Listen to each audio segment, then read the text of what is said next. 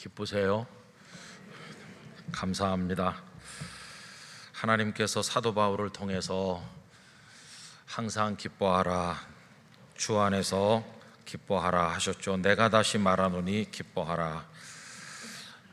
기뻐할 게 별로 없어 보이는 세상인데 그래도 기뻐할 수 있음은 하나님의 은혜입니다. 오늘은 명절이라서 출타하신 분들도 많으실 거라고 생각이 됩니다. 어느 곳에서 예배하든지 하나님의 은혜가 충만하시길 바라고, 오늘 예배당에 오신 한 분 한 분을 주님께서 특별한 은혜와 사랑으로 채워주시기를 간절히 원합니다. 이렇게 명절이 되면 평소에 바빠서 잘 생각하지 못했던 우리의 인생길, 또 함께 살아가는 가족들 더 많이 생각하게 되는 것 같습니다. 마치 고속도로를 쭉 달리다가 휴게소에 가잖아요. 휴게소에 가면 사람들이 참 많은데 이렇게 다들 서너 명씩 앉아 있어요. 보면 그게 가족이죠, 가족. 그래서 생각이 듭니다. 어떻게 나는 이 휴게소에 지금 들어왔을까? 그리고 여기 내 앞에 앉아 있는 이들이 세상에 많고 많은 사람 중에서 나에게 가족이 되어서 여기 지금 마주 앉아 있을까? 부부가 되기도 하고 부모와 자녀가 되기도 하고, 그리고 주변을 둘러보면 또 다른 사람들은 또 그들끼리 가족이 돼가지고 또 앉아 있는 걸 봅니다. 그러다가 또 출발하면 서로 다른 목적지를 향해서 다 흩어져 가잖아요. 그래서 명절 이런 때가 되면은 우리 인생길을 간다는 거, 어떤 목적지를 향해서 가는 거, 또 함께 가는 가족이라고 하는 공동체, 이런 걸 많이 생각하게 돼요. 그런데 여러분, 인생길을 걸어가는 동안에 언제나 우리가 세웠던 계획대로 정한 때에 다 이루어지는 것은 아닙니다. 가다 보면 길이 막힐 때도 있고 생각지 못해서 차를 돌려야 될 때도 있고, 여러 가지 변수가 너무나도 많은 것이 우리 인생이라고 할 수가 있겠습니다. 길이 막히고 계획이 무산되는 것처럼 보이는 어려움을 겪을 때 우리들은 어떤 생각을 가지고 살아가야 될 것인가, 이런 문제를 오늘 우리 믿음의 선배인 바울 사도의 모습을 통해서 생각을 해보려고 합니다. 여러분, 사도 바울은 사도행전과 서신서를 읽어보면 굉장히 꼼꼼하고 철저한 분이셨습니다. 그냥 아무데나 가서 되는 대로 이렇게 발길 닿는 대로 전도하신 게 아니고 계획이 딱 있어요. 내가 어디에 가서 전도하고 그 다음엔 어디로 가고 언제쯤 어디에 도착할 것이다, 이런 내용들이 많이 나옵니다. 사실 바울 사도의 가슴 속에 궁극의 전도 목적지로 생각했던 곳은 제국의 심장이라고 할 수 있는 로마시였습니다. 내가 로마시에 가서 하나님의 신령한 은사에 관해서 설교하고 많은 사람들에게 복음을 전하겠다, 늘 생각을 하셨죠. 그래서 어떤 계획을 세웠느냐 하면은 예루살렘을 거쳐서 이제 로마로 가기로 마음을 결정했던 것이죠. 그런데 여러분, 고린도나 에베소나 이런 데는 예수님을 믿는 사람이 한 사람도 없고 바울이 가서 늘 처음으로 이렇게 전했는데, 로마는 좀 달랐습니다. 사도 바울이 가시기 전에 벌써 로마에는 예수님을 믿는 사람들이 제법 많이 계셨던 것 같아요. 그들은 도대체 어떻게 예수님을 믿게 됐을까? 아마도 예루살렘에 왔던 어떤 사람들이 예루살렘에서 예수님을 믿고 그들이 돌아가서 한 사람씩 전도를 해서 예루살렘에 이미 성도들이 있었다는 것을 우리가 짐작할 수 있습니다. 그래서 제3차 전도여행 도중에 고린도에 잠시 머무른 적이 있었는데 그때가 주후 57년경이라고 생각이 됩니다. 이때 바울은 자신의 계획을 따라서 로마에 있는 성도들에게 편지를 보냈거든요. 그게 로마서입니다. 그 편지 속에서 내가 앞으로 이렇게 저렇게 해가지고 여러분들에게 꼭 갈 계획을 가지고 있습니다 하는 거를 이야기하고 있어요. 그런 내용들이 여러 군데 나오지만 시간이 없으니까 우리가 한 군데만 보려고 하는데 로마서 1장 10절에서 11절에 다음과 같은 말씀이 있습니다. 어떻게 하든지 이제 하나님의 뜻 안에서 너희에게로 나아갈 좋은 길 얻기를 구하노라. 내가 너희 보기를 간절히 원하는 것은 어떤 신령한 은사를 너희에게 나누어 주어 너희를 견고하게 하려 함이니라고 했습니다. 또 나중에 보면은 여러분들이 나를 도와주면 내가 서바나에까지 가려고 합니다, 이런 내용도 나오고 있어요. 여러분, 이때 바울이 가졌던 계획은 이겁니다. 마게도냐와 아가야 지역에 다니면서 구제 헌금을 많이 모았거든요. 이 구제 헌금을 예루살렘에 가지고 가서 예루살렘의 가난한 성도들에게 다 나눠드린 다음에 곧바로 로마로 가려고 생각을 한 게 바울의 계획이었어요. 그런데 이게 뜻대로 되는 게 아닙니다. 아까 길이 막히기도 하고 방향이 바뀌기도 한다고 그랬잖아요. 예루살렘에까지 잘 갔습니다. 구제 헌금도 잘 전달했습니다. 그런데 거기서 유대 지도자들에게 붙들렸습니다. 유대 율법을 파괴하고 유대 사회를 어지럽히는 자라. 그래서 졸지에 붙들린 몸이 돼가지고 여러 우여곡절 끝에 총독이 주둔하고 있는 가이사라에 끌려가서 거기서 만 2년 동안을 머물게 된 것이었어요. 이게 상황이 생각지 못한 방향으로 바뀌지 않았습니까? 그는 그곳에서 처음에는 벨릭스 총독 손아래 있다가 나중에 베스도 총독이 후임자로 왔는데 베스도 총독에게 재판을 받게 됩니다. 그때 그는 로마 시민권을 가진 사람은 황제에게 직접 재판을 받을 수 있는 권리가 있었기 때문에 내가 황제 재판을 요청한다, 이렇게 해서 로마로 가게 되었습니다. 여러분, 이게 많이 틀어졌어요. 본래는 예루살렘에 갔다가 바로 가려고 그랬는데 만 2년 이상을 늦게 가게 되었고, 자유인의 신분으로 가는 게 아니라 죄수의 옷을 입은 신분으로 가게 된 것이니까, 그리고 로마 교회 성도들의 도움을 받아서 서바나까지 가려고 했던 계획이 장담할 수 없는 그런 상황이 된 것을 볼 수 있습니다. 계획이 틀어지고 무산되고 길이 막히고 막 이상한 방향으로 흘러가게 된 거 아닙니까? 우리도 살다 보면 그럴 때가 더 많아요.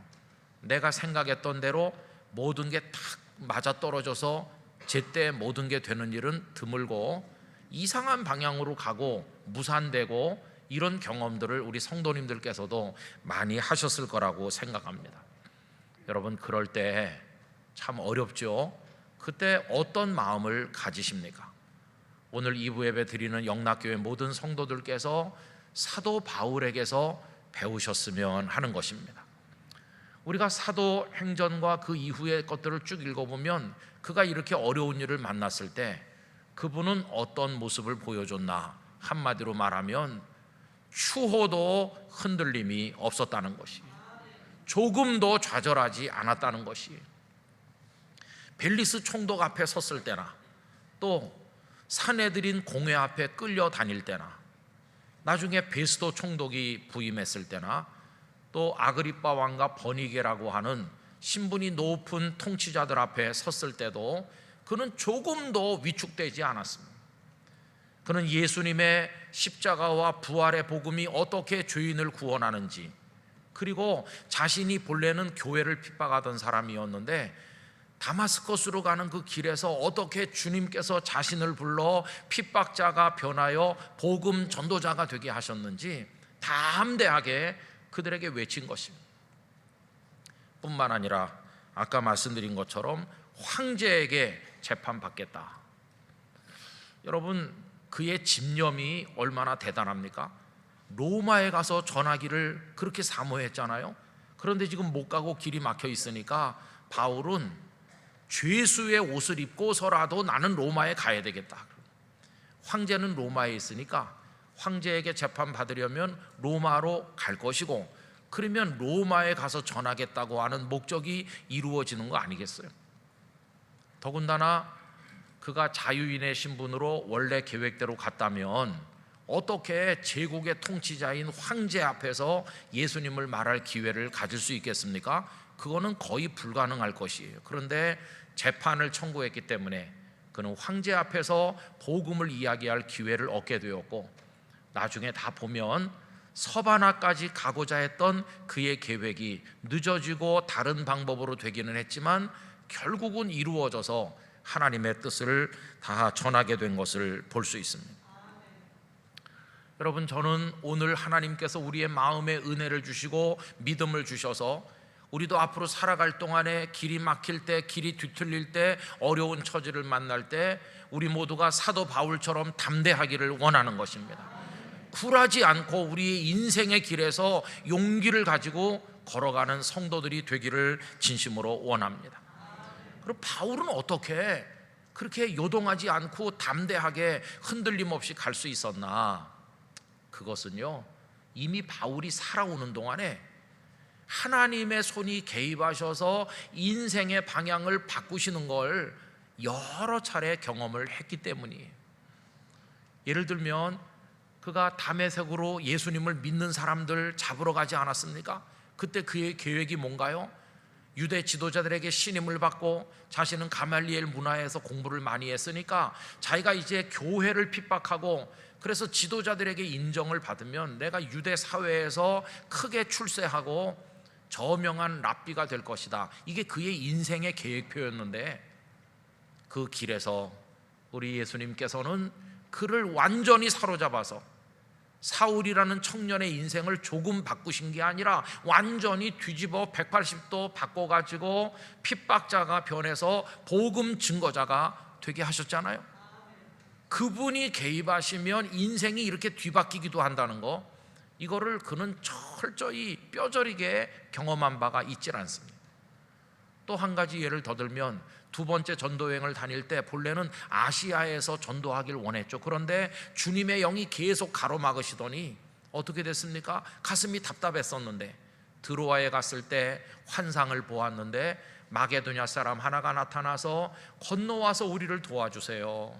그래서 그가 동쪽에서 활동하길 원했지만 주님은 서쪽으로 방향을 바꾸셨고 그는 마게도냐 지역으로 건너가지 않았습니까? 그는 이미 여러 경험을 통해서 우리의 인생의 길이 주님의 손길 안에서 방향이 바뀌기도 하고 새롭게 인도된다는 사실을 알고 있는 것이죠. 그 다음에 더 중요한 건 뭐냐 하면, 이렇게 주님께서 개입하신 결과가 뭐냐, 우리 계획이 무산되고 모든 게 실패하고 주저앉느냐, 그게 아니라 최상의 열매가 된다는 걸 그는 이미 알고 있는 겁니다. 여러분, 유대 사회에서 출세하고 저명한 랍비가 되고 이게 그의 인생 계획이었는데 다메섹 가다 주님께 붙들렸잖아요. 그래가지고 그의 인생이 완전히 망했나요? 아닙니다. 빌립보서 3장에 보면 자신을 유대 사회에서 성공할 수 있도록 만들어준다고 여긴 모든 인간적인 그 자랑거리들을 전부 다 배설물처럼 여기고 예수 그리스도를 아는 지식이 가장 고상합니다.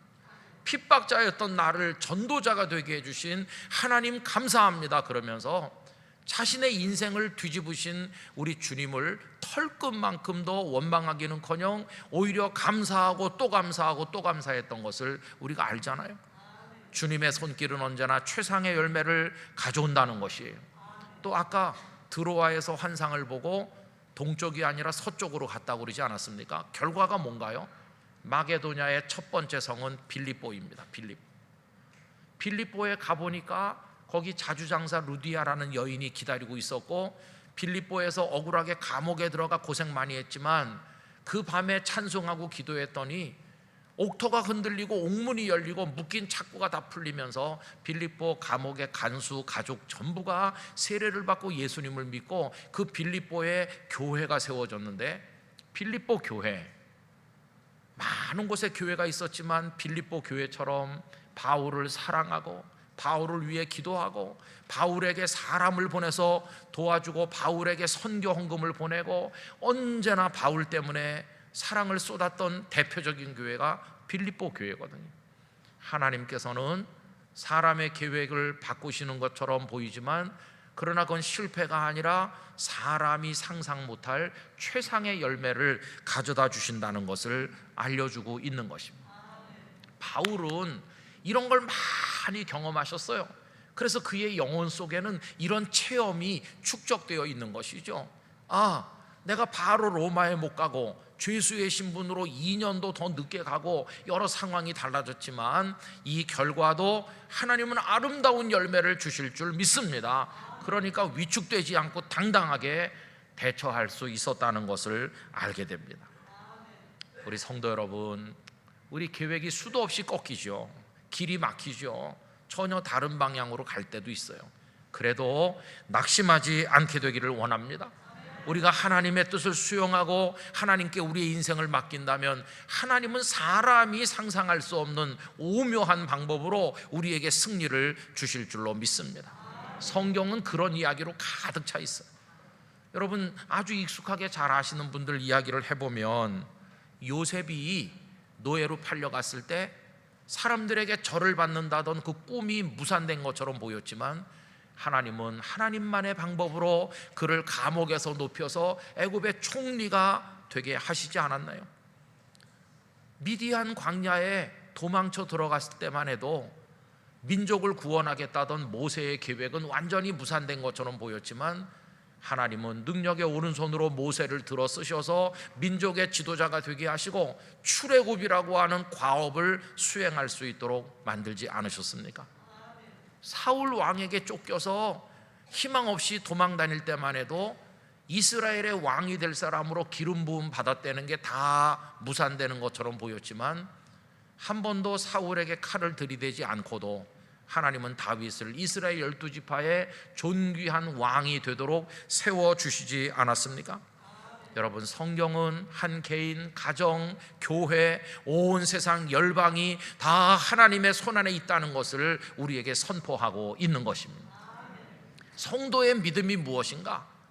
내가 나가려고 하는 문이 닫힐 때, 그리고 전혀 길이 보이지 않을 때 내가 나가려는 문을 닫으신 하나님은 더 크고 넓은 문을 열어주실 줄 믿습니다. 이게 바로 성도의 믿음인 것입니다. 그래서 우리의 인생이 뒤틀리는 것처럼 보여도 하나님을 원망하거나 주저하지 않고 모든 순간에 모든 상황에 역사하시는 하나님을 신뢰하면서 나가야만 된다고 하는 것입니다. 우리 영락교회 성도들의 인생 속에서 일하시는 하나님의 손을 날마다 체험하시기를 기원합니다. 자, 이래서 바울이 이제 로마로 가게 된 거예요.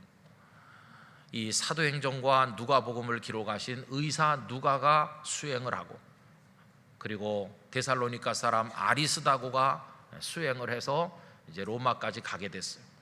이 총독은 백부장 율리오를 그에게 붙여서 그를 호송하게 했어요. 죄수의 신분이니까 감시하는 로마 장교가 따라가는 거죠. 로마 군인들에게 이제 끌려가는 셈이죠.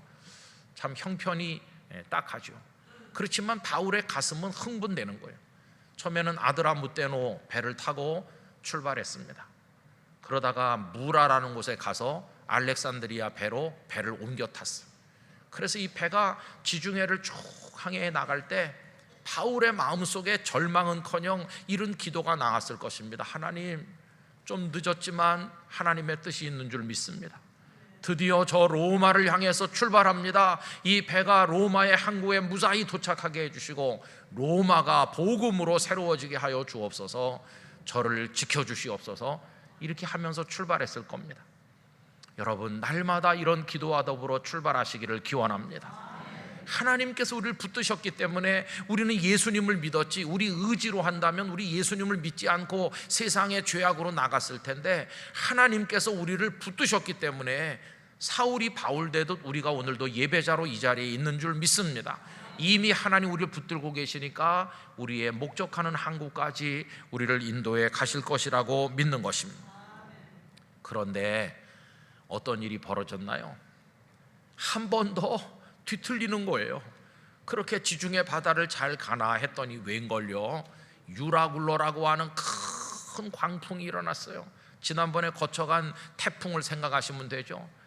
그래가지고 이게 하루 이틀이 아니고 그 바다 한복판에서 죽음의 고통을 겪는데, 이제는 선주도 선장도 선원도 그 백부장도 로마 군인도 다 채통이고 뭐고 다 없어졌고, 다 죽음의 공포 앞에서 신음하면서 절규하고 절망 가운데 빠지게 됐어. 살 희망이 다 없어진 상황이 됐어. 여러분, 두려워하기는 바울도 마찬가지예요. 나중에 보면 바울아 두려워하지 말라 이렇게 하시는 거 보면, 바울도 이때 추정하건대 나이가 거의 60세에 다 돼가시고 예수님을 믿은 지도 거의 30년이 가까워지는 노사도지만은 두렵기는 마찬가지. 여러분, 사람은 다 연약합니다. 아무리 목사로 장로로 권사로 집사로 대물림에서 믿으면서 평생을 신앙생활한 것 같아도 그런 광풍이 우리 인생에 몰아치면 누구나 다 연약해지고 누구나 다 흔들리고 절망하기는 마찬가지인 것이. 바울도 아마 하나님 원망했을 것 같아요. 하나님, 아니 내가 생명을 다 내맡기고 하나님의 복음을 위해서 로마까지 가는데 좀 도와주셔야 되는 거 아니겠어요? 왜 이렇게 광풍을 만나게 하시나요? 내가 이 죄수의 신분을 원망하지 않고 이 죄수의 복장마저도 하나님을 위해서 지금 기쁨으로 내가 입고 있는데, 아니 정말 이러시기에요? 이렇게 하나님 앞에 항의하고 싶은 생각이 들지 않았겠습니까? 정말 오늘 설교 제목 그대로 거기서 맞이하는 지중해의 밤바다는 깊은 풍랑 속에서, 캄캄한 어둠 속에서 죽음의 밤바다를 맞이하고 또 맞이하는 거죠. 그런데 여러분, 참 놀랍죠? 바로 그 깊고 어두운 밤바다에서 그는 하나님을 다시 한번 체험하는 것이, 바울아 두려워하지 말아라. 이제 내가 가서 맞닥뜨릴 로마 제국, 로마라고 하는 그 도시에 그 영적인 파도는 이 유라굴로 광풍에 비할 바가 아니고, 앞으로 네가 맞이할 그 모든 환난과 핍박에 비하면 이 바다의 풍랑은 아무것도 아니다. 그러나 기억해라, 이 깊고 어두운 밤바다에 내가 너와 같이 있지 않느냐, 이렇게 그를 보여주시는 거예요. 그래서 여러분, 처음에는 너무나 힘들었지만 그 밤에 하나님의 빛을 본 이후에는 담대해져서 그 배에 있는 사람들을 오히려 위로하는 사명을 감당한 것을 볼 수 있어요. 여러분, 오늘 본문 22절부터 24절까지 우리 다 같이 읽도록 하겠습니다. 내가 너희를 권하노니 이제는 안심하라. 너희 중 아무도 생명에는 아무런 손상이 없겠고 오직 배뿐이리라. 내가 속한 바 곧 내가 섬기는 하나님의 사자가 어젯밤에 내 곁에 서서 말하되, 바울아 두려워하지 말라. 네가 가이사 앞에 서야 하겠고 또 하나님께서 너와 함께 항해하는 자를 다 내게 주셨다 하였으니. 할렐루야. 여러분, 이게 다른 사람에겐 없는 일이 바울에게 일어났거든요. 그게 뭐냐 하면, 모두가 다 죽는다고 아우성을 치던 어젯밤, 그 깊고 어두운 그 밤에 이 바울에게는 주님의 빛이 나타난 거예요. 어젯밤 얘기를 하는 거예요. 어젯밤에 하나님의 사자가 나에게 이렇게 말씀했으니 여러분들 다 안심하세요. 이 배는 손상되겠지만 우리 생명을 다 건지게 될 것이고, 나는 로마 황제 가이사 앞에, 시저 앞에 서야 된다는 말씀대로 나는 그걸 이룰 겁니다. 하나님이 어젯밤 내게 말씀하셨어요. 여러분, 그래서 하나님은 두 가지 약속하셨어요. 생명을 다 살려줄 것이다.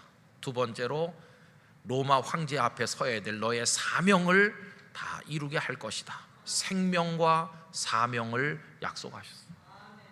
여러분, 사람의 인생을 사는 방식이 두 가지가 있습니다. 하나는요, 생명을 따라 사는 삶이 있어요. 생명을 따라 사는 삶은 그저 죽지 않고 살아남기만 하면 성공이다, 이렇게 생각하는 게 생명을 따라 사는 거죠. 생명을 따라 사는 사람은 좋은 거 먹으려고 기를 쓰고 운동 많이 하고 조금이라도 아플까 봐 발발 떨고 어떻게 해서든 살아남기만 하면 된다, 이렇게 생각하는 거예요. 근데 문제가 있어요. 생명이 좋은 것이긴 하지만 생명은 그릇과 같거든요. 그런데 그 그릇 안에, 생명 안에 뭐가 있나 보니까 아무것도 없다면 허망한 생명이고, 그 안에 오물이 꽉 차 있다면 차라리 살지 않은 것만 못한 저주받은 생명이 되는 거 아니겠어요? 생명만에 목숨을 걸고 사는 거는 좀 문제가 있어요. 우리 그리스도인들은 두 번째 방식으로 살아야 되는데 사명을 따라 살아야 된다는 것입니다. 이건 뭐냐 하면 생명이라는 하나님이 우리에게 주신 그릇 안에다가 하나님이 주신 사명의 열매를 가득히 채우면서 사는 삶의 방식을 말하는 것이에요. 그 사람이 잘 살았는지 못 살았는지가 생명의 길이로 측정되는 것이 아니라 하나님이 주신 생명 안에 어떤 사명의 열매를 채웠는지 그 내용물을 가지고 판단하는 것이에요.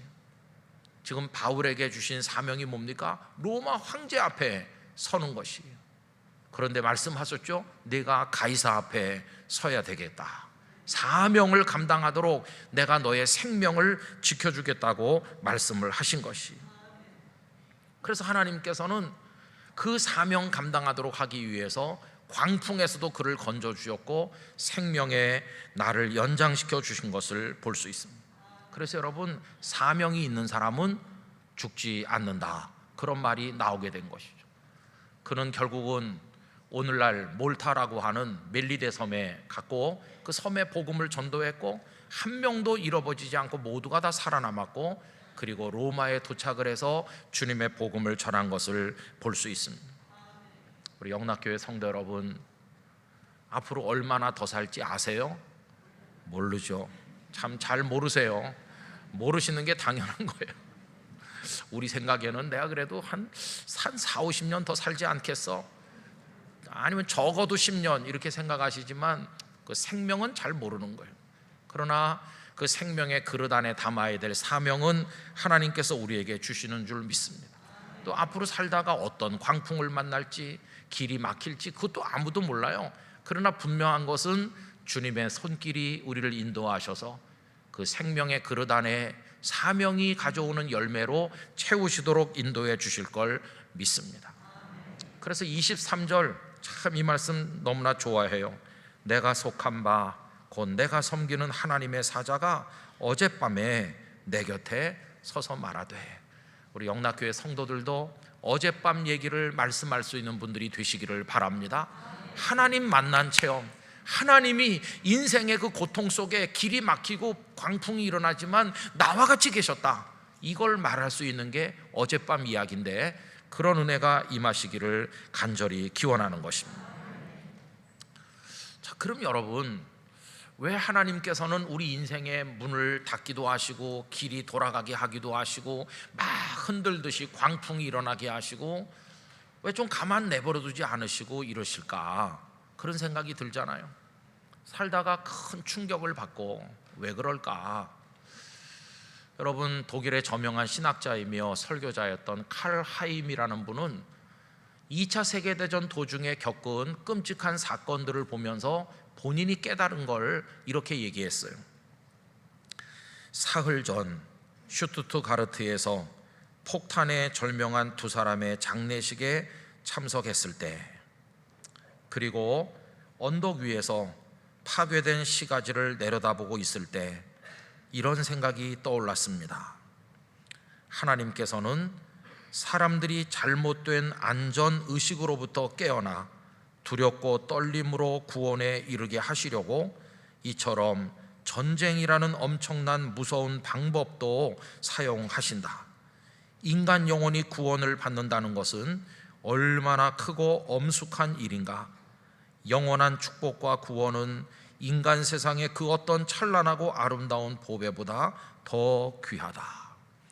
이 칼 하임이 깨달은 것은 전쟁의 고통을 통해서라도 하나님이 막 흔드셔서 깊고 깊은 영혼의 잠에 빠져있는 이들을 깨우셔서 정신을 차리게 하시고 하나님을 바라보게 하심으로 구원에 이르게 하시려고 그렇게 하신다는 걸 깨달았다는 것이.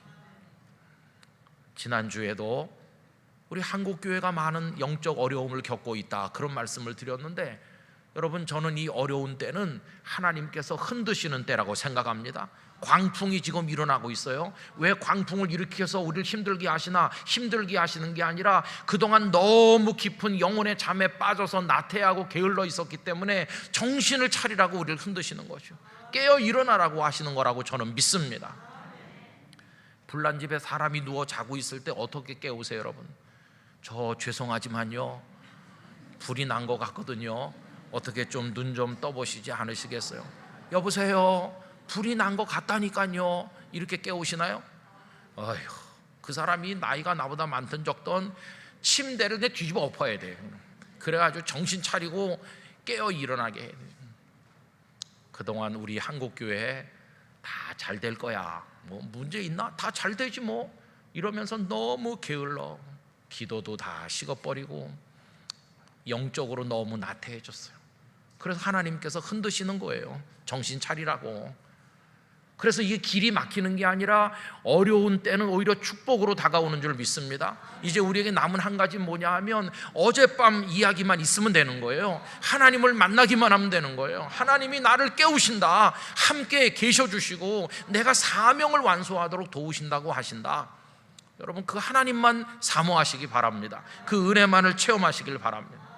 그러면 우리는 돌아가기도 하고 멈췄다 가는 것처럼 보이고 시간이 좀 오래 걸리고 여러 가지 우여곡절을 겪지만 이 땅의 삶을 마치고 천국의 첫 발을 들여놓는 그 순간, 하나님, 돌아보니 저의 모든 삶이 하나님의 은혜였습니다.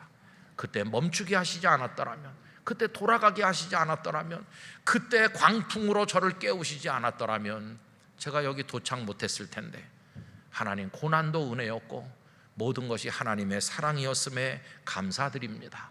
이렇게 하게 될 줄로 믿습니다. 앞으로 어떤 어려운 인생길을 우리가 걷는다 할지라도 하나님이 함께 계심을 믿고 예수님의 그 깃발 들고 끝까지 전진하시는 영락의 성도들이 되시기를 바랍니다. 예수님께서 배에 타시고 제자들과 함께 갈릴리 바다에 계실 때도, 그때도 풍랑이 일어났어요. 제자들이 죽는다고 그랬어요. 주님은 바람과 바다를 잔잔하게 하셨어요. 주님만 같이 계시면 풍랑이 있어도 이길 수 있고 길이 막혀도 갈 수 있고 어떤 어려운 일이 있어도 우리 천국의 목적지에 사명 다하면서 걸어갈 수 있을 줄 믿습니다. 그런 은혜가 함께 하시기를 축원합니다.